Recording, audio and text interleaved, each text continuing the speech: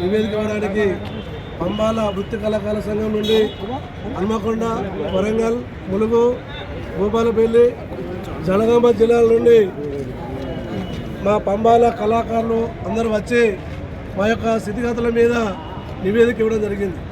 మా స్థితిగతులు ఏమిటంటే స్వాతంత్రం వచ్చి 77 సంవత్సరాలు అయినా కూడా ఈరోజు వరకు ఎస్సీ వర్గీకరణలో భాగంగా మా ఎస్సీలకు మా పంబాల అనేటువంటి ఈ ఎస్సీలలో మొత్తము 59 కులాలు ఉన్నాయి.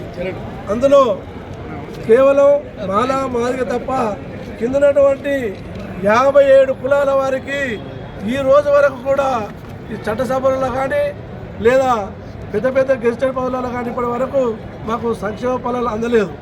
ఇంకా పోతే మాకు పంబాల అనేటువంటి కుల సర్టిఫికేట్ కూడా లేకపోవడం యొక్క దురదృష్టకరం. ఈరోజు మా యొక్క పంబాల ఎస్సీ 29లో నమోదైనప్పటికీ టీఎస్సీ పాసులో మా యొక్క పంబాల కులాన్ని ఇప్పటి వరకు కూడా చేర్చలేదు. మాకు కుల ధృవీకరణ పత్రాలు ఆర్డీఓ గారు ఇస్తారు. మన యొక్క రాష్ట్రంలో పట 59 కులాలలో 42 కులాలకు ఆర్డీఓ గారు ఇస్తారు. మానవ మాదిరికలేమో ఎదిగున్న వారికేమో ఎంఆర్ఓ ఇస్తారు.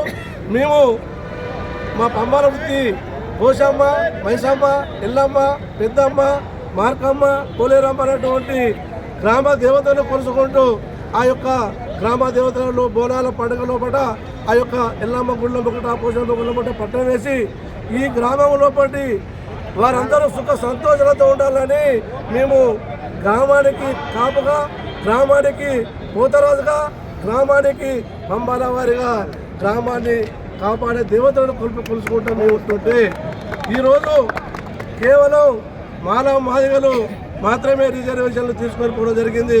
ఎందుకంటే వాళ్ళు ఎక్కువ శాతం జనాభా ఉన్న గ్రామాలలో, మేము తక్కువ శాతం ఉన్నాము. కానీ 57 కులాల వారు మేము 3 లక్షల మంది జనాభా ఉన్నాం.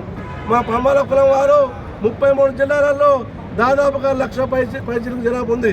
కాకపోతే ఏంటంటే మేము వృత్తిపరంగా ఒక దిక్కు కలవకపోవడం, ఆ వృత్తిపరంగా మనకు ఎక్కువ శాతం ఆదాయం లేకపోవడం వలన మేము డబ్బులు పెట్టి పెద్ద ఎత్తున మీటింగ్ పెట్టుకోకపోవడం వలన ఈరోజు మేము బయటికి రాలేకపోయినాం.